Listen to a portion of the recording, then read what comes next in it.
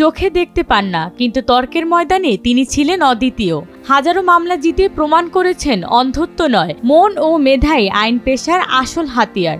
আমি একটা ভালো অর্ডার পাই, আমার এতই যে আনন্দ হয়। খাদিমুল ইসলাম চৌধুরী বাংলাদেশের দৃষ্টি প্রতিবন্ধী আইনজীবী, বয়স এখন ৭৯।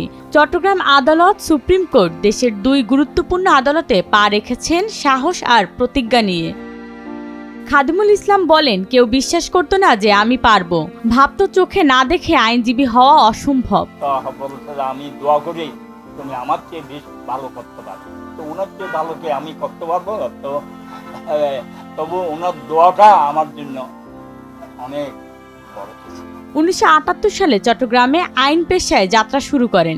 একটানা কাজ করেছেন। ১৯৯৮ থেকে ২০০৮ সাল পর্যন্ত ছিলেন চট্টগ্রাম আদালতের পাবলিক প্রসিকিউটর। এরপর সুপ্রিম কোর্টে যুক্ত হন। এমনি স্বতন্ত্র করে তো কোনো কাজ না, চেষ্টা করতে হবে এবং পারিবারিক সহযোগিতাটা খুব বেশি দরকার। কিন্তু এই পথ সহজ ছিল না। তখন প্রযুক্তি বা সুযোগ সুবিধা ছিল না আজকের মতো। নিজের প্রতিভা, অধ্যবসায় আর বাবার দিক নির্দেশনায় গড়ে তুলেছেন নিজেকে। হতাশ হলে কোনো কাজে চলবে না। আমি যে প্রতিবন্ধী সেটা আমাকে মেনে নিয়ে আমি এই অবস্থা থেকে শত চেষ্টা করে আমি কেমন করে আমি বর্তমান থাকা থেকে আরো একটু ভালো করতে পারবো, আরো বেশি কিছু করতে পারবো এবং আমার চাহিদা অনুপাতে তার কাছাকাছি দেখতে পারবো কিনা সেটা চেষ্টা করতে হবে। তার বাবা আমিনুল ইসলাম চৌধুরী নিজেও ছিলেন একজন আইনজীবী।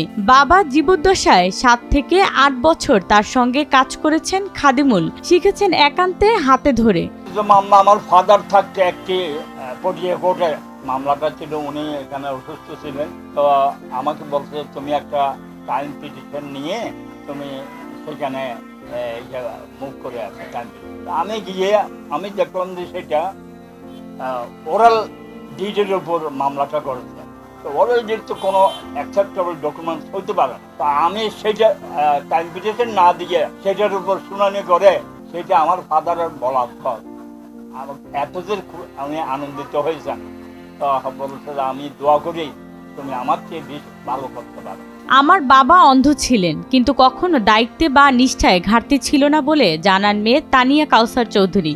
ধৈর্যশীল একটা মানুষ, প্রচুর পরিশ্রমী। গত ২০ বছর ধরে খাদিমুল ইসলামের পাশে ছায়ার মতো আছেন তার সহকারী রশিদ চৌধুরী। আদালত হোক কিংবা সুপ্রিম কোর্ট, সেই পথ চলা। প্রতিবন্ধীদের যদি বাংলাদেশের মানুষ আমাদের মুভমেন্ট চেঞ্জ হয়, মন মানসিকতা চেঞ্জ হয়, তাহলে প্রতিবন্ধী কখনো বাংলাদেশের অভিশাপ হবে না, আশীর্বাদে রূপান্তরিত হবে, মানব সম্পদে রূপান্তরিত হবে। অন্ধত্ব তাকে থামাতে পারেনি, তিনি হয়েছেন অনুপ্রেরণার প্রতীক। অদেখা চোখ কিন্তু দৃঢ় এক দৃষ্টিভঙ্গির নাম।